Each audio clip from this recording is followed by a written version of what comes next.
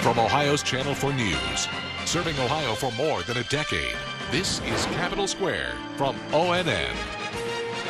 This segment, we changed directions entirely. Maybe not entirely. We're still talking taxes, taking you back to last Wednesday, which was tax day, the time dreaded by many Americans, of course, Ohioans as well. And this year, thousands turned out at many events all across the state of Ohio, even down there at Capitol Square, for a tea party. We welcome Bill Johnson. He is the organizer of Ohioans for Sales Tax Reform.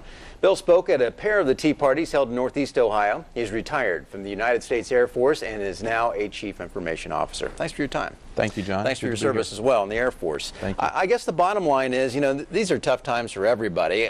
What was Tax Day all about? What is the message and what do you want to see done? Certainly. Well, Tax Day is traumatic for Americans all over the country. People are struggling. Losing their homes, some of them losing their jobs.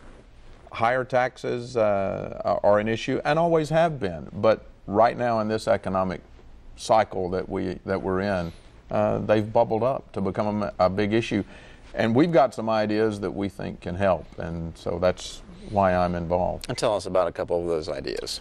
Well, sales taxes are an item that can bring near-term relief to working families. I live in Northeast Ohio, up in the Youngstown area.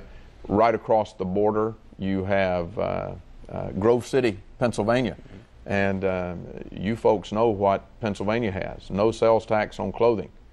And on any given weekend, you see the droves of cars heading to Grove City from Ohio, taking Ohio business and revenue over there, and Canadians come down by the busloads to Grove City for that same reason. When you consider that Ohio on our western border has 3 states that have no sales tax relief, think of the economic shot in the arm we'd have if we were attracting those shoppers into Ohio like Pennsylvania does today. Joe?